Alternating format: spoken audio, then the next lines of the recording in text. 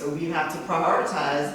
We don't have the leverage of not paying for the Benzingelman construction project, because if you remember some time back, we tried to use that as leverage to make them work faster by not paying them, and we were not cited, but we were basically, our hand was slapped by TxDOT because that's a federally funded managed project. So we have to pay them in a net 30 days. The other bills that we would pay are just all the October and November invoices that are outstanding, a total right now of $71,540.41. So if you add those two things together, it's $198,760.09. Now, this is not, again, something we woke up today and decided to do. I have meetings with the city attorney. I have meetings with our independent auditors. We talked about what are some of the options that we could exercise. These are also some options that other cities have looked at. We are not the only city experiencing issues related to COVID-19. We're actually in a little bit better position than some of the cities who depend on hotel occupancy tax, bigger sales taxes, and some other funding structures. So they talked about 3 different options. One, we could borrow money from the water fund. You also have a copy of our water fund usage policy, general fund usage policy, and debt service usage fund policy. And it talks about the things that you're supposed to use those funds for. If in fact we needed to borrow from the water fund, we could do it one or two ways. We could do a short-term loan, which would be 12 months maximum. So what we would do is we would transfer X number of dollars from the water fund to the general fund, and each month pay that down. Pay it back, and make sure at the end of 12 months it's paid back. That would require, no action, no discussion here. The second one was to do a long-term loan from the water fund. That would require an actual written agreement that showed the general fund was going to borrow X number of dollars from the water fund over a longer period of time, but it would still be written and documented to obligate us to pay it back, even if it went beyond 12 months. And the reason for that is because at the end of the fiscal year, when the auditors come in and they're looking at your expenses, if there are some monies just throughout the year that were due from one fund to the other fund, they make those adjustments. And that's possible. Those things could happen because, for example, we could pay one bill, a portion of it might have been water and a portion might have been general. You're not going to write 2 separate checks. You're going to write one check out of maybe the general fund or the water fund, and then you pay that due to, due from, out of whichever fund owes. And the third option that they offered was to cash in one of our CDs. And again, that's because a CD is basically your savings that you are setting aside potentially for an emergency situation or a rainy day. I think someone mentioned, your own personal household. Well, that's why you have a savings account. Not that you want to use it, but if you have to use it, that's why it's there. Yes, we would absolutely replace it as the opportunity presents itself. We typically get our large property tax income at the beginning of the year, around late January, early February. So we would be looking to cash in this CD now to take care of our current expenses, and then potentially hope that all of those large tax, well not hope, but we know all of those larger tax payments come in around the beginning of the year. At the same time, we're still getting reimbursements trickling in from Benzingelman and the CARES Act expenses. So again, it's mostly a cash flow issue. There was a question about reserves. So as I mentioned, those CDs contribute to our reserves. This is a sheet that the auditors provided today. As of October 31st, we had $1.8 million basically in a reserve. If you divide that by our monthly operating expenses of $300,000, that's 6.15 months of reserve. A city should have between 4 and 6 months reserve. We try to keep a maximum of 6, but we know we have to keep a minimum of 4.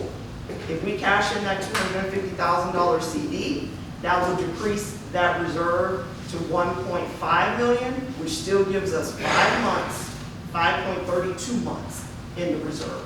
So we would still be in a good place. Now granted, that was as of October 31st. They haven't completed the audit, and when we build our budget each fiscal year, we're building our budget on whatever our current ending fund balance is at that time.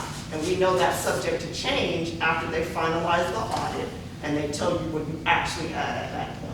But they were comfortable in telling us that this is our reserve. Our city attorney said that as the chief financial officer of the city, it's actually my responsibility to make sure I exercise whatever I think is the best practice for the finances. It did not require council approval to cash in the CD.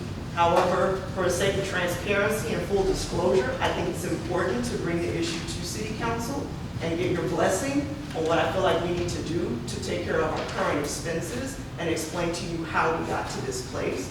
If you all decide today that you do not want to approve this, although I'd have the authority to go and do it anyway, I would not do that, and we just would not be able to pay our bills.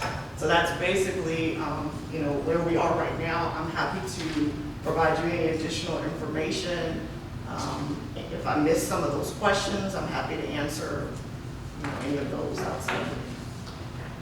I know there were some questions asked about how many, if we've ever cashed in any. I sent an email to the bank Tina, Oh, since you're so soft-spoken, can you go through that? I can't hear her. I know. Her mask makes it even more soft-spoken. I know there were some questions asked about if we've ever cashed in any CDs You're or gonna how have many. to, sorry, you're gonna have to yell since the battery's out. Or can she run? Just take your mask off and tell us. Just tap the mic. Talk loud. The batteries are out. That's good. That's good. Y'all had asked if there was There any you go. y'all had asked questions about if we've ever cashed in any CDs or how many if we, CDs we've cashed in. I sent an email to the bank earlier, and the lady that normally helps me with the CDs did not answer back.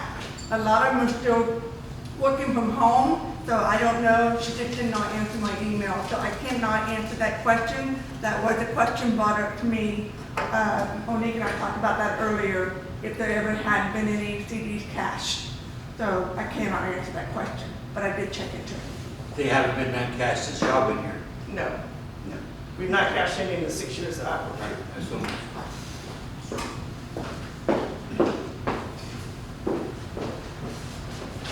Any other questions I can answer for you all?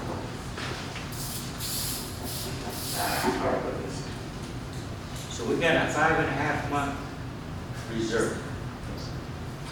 If we cash it in, right now we have a 6.15 month. If we cash in that CD, we'll be at 5.32. We're probably gonna be able to refund it, probably what, middle of February, maybe March. So that's what I would look at doing is when we get the majority of those tax payments in by early February is going to the bank and reopening the CD, ideally at the same amount to replenish what we had, but of course we have to look at our finances at that time and determine how much we can put in. And I don't know if y'all remember now, but when we were going through the budget, to show you how that House Bill 202 eviscerated most small cities, we canceled 2 police cars to buy a dump truck. So it's not that we're not trying to, we're on a bare bones budget. I mean, there was no raises, but I guess people missed that one too. Nobody took a raise No, we did not. at all. And We actually eliminated 2 positions Two just positions to were help gone. with, And the nice thing was the insurance didn't go crazy like it normally does. We got a break on that. So, it's kind of insulting when you sit here and we try to do the best we can, keep the employees that we have, and we don't give them a raise and they work like hell. Right now, they're just, it's all over the place. To me, I don't care what you think of me. And, next year don't vote for me, I don't really care. But what I'm saying to y'all is when you make those rash statements about how we don't do things, check it out first. Go read House Bill 202 and see if you can do the math. When we went to TML, and that lady sat right beside me, the lawyers from TML could not explain the math in that bill. But it simply says that if you go over 3.5%, we would have had to have an election that would have cost us about $8,000. And if it had to, and let me ask you a question. Is there anybody in this room that would vote to raise your taxes? So how far would that go, Coach? Do your homework. I sit up here and I say that every time. I don't mind having a discussion about anything. Okay, we're gonna I'll But talk to anyway, the just do your city. homework. Monique, what about, the city of San Antonio with the boundary adjustment payments and that? So where does that fall in line? So our City of San Antonio boundary adjustment payment, we've been paying that first week in January. So we will owe them, this first week in January. And I brought my file here just to see, from a historic standpoint. January 6th of this year, we paid them $176,412.94. Again, that's 50% of just the property taxes. Right. From 2017, so that was to cover 2018. From Right. 2017, we paid them $122,370.51. So it's going to go up this year. I believe we're at, let me look at the actual budget to tell you what we are going to owe them. I believe it's up to $200,000. Yes. Because each year, those property values go up, so we owe them more. We're actually going to owe them $183,900. And oddly enough, I can tell you oddly enough that San Antonio is gonna want that immediately as well because their shortfall, regardless of whether they got that direct care funding directly to them, they're in a worse situation too because of all the hotel and all of the Well, different they're things that. hurting bad. And not only do we owe them that, we know that that's just a And the property tax franchise. cancellation. We still have not paid them those first 2 years of franchise fees or sales taxes, which are all, we're gonna have to make that in one lump sum. We're still working with the comptroller's office. That's been a really tedious process of them trying to figure out, because of course with franchise fees, you don't really know where they're coming from. And that's a smaller number. And the sales taxes, it took a lot of time to get the comptrollers to put that together in a spreadsheet. We had to pay our auditors a little bit more money to kind of put that in an acceptable system for us. And then once we know that amount, again, we will have to pay that to San Antonio as well. That will get us caught up. We'll do the 3 years of that and then be able to budget for that amount every year once we've identified the additional sales tax areas. How much longer do you think TML is gonna carry us? I mean, we've just asked, TML to give us a little bit of time to turn in that insurance payment, but if potentially we don't pay it, they're going to cancel our insurance. And remember, folks, these are the people also that if this city gets sued, Right. we have a $5,000 deductible. And so if that goes away and things, I mean,